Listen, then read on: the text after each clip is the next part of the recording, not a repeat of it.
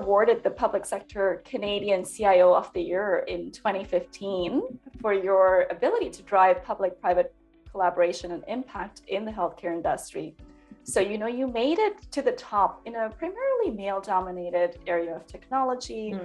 So what are some key lessons that you can offer that have contributed to your success, Lydia?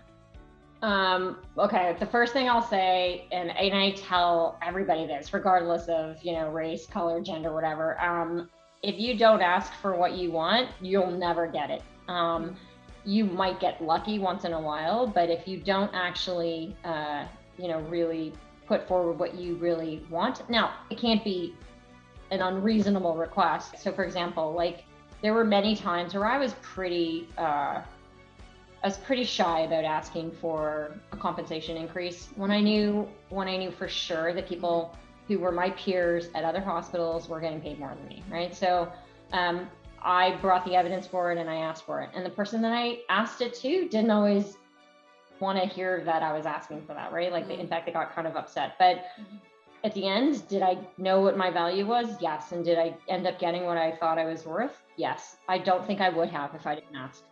I don't know, that's the male-female thing. Maybe it is, but that's definitely one lesson I learned. I think the other thing is be prepared no matter what situation you're in, because you never know what's going to happen in a meeting or in a workshop or whatever. And there are many sessions where I would show up and because I was always really, really prepared for whatever might come about. And I always kind of went through a mental exercise going into any meeting. And I do this now, even when I go to client sessions.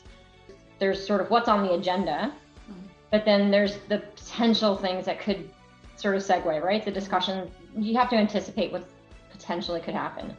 And when you are ready, people will see that and they'll generally give you more opportunities to do cool stuff, right? If you show that that you know your stuff.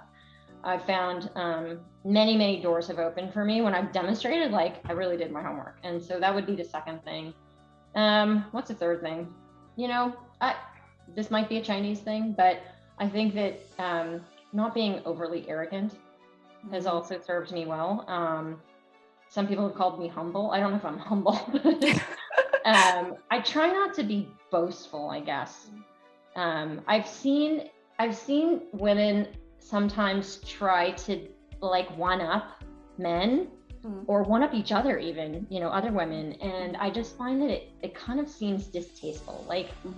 You're there because of the merits of what you have done or what you've accomplished, right? Not because you're louder or you're trying to take up more oxygen in the room or, you're just trying to make yourself sound better. I don't know. It's just, that's a humility. That humility, I think, is very important for people, but that's not to say you never have to say anything, right? That's a very different issue. I mean, I guess my point is just kind of know yourself, know what your strengths are, what your weaknesses are, and then just, make sure that you're not just talking for the sake of talking, I guess. And then maybe the last thing I'll say, and this isn't a male-female thing for sure, but it's just something I've learned as a leader. It's you don't have to be good at everything, but your team has to fill in all the blanks, right? So if I've got shortcomings in a particular area, so when I started at UHN, I didn't know anything about technology architecture, not a lick. I tried to learn stuff, but I knew that was never going to be the thing that I was the expert at. But what I did do is I made sure that the people that were in my architecture team were really, really expert. And so that way I knew that, just because I had a blind spot, I could cover that blind spot with the team and other people around me. And so I think that also is, just be self-reflective about what you can do, but you don't have to be good at everything to be a leader. Being a leader, I think, in part is recognizing what else you need to support you, right, to be successful as a team. So as you said, it takes the humility as well as the courage to know what you may not be good at, and then how to surround yourself with those people.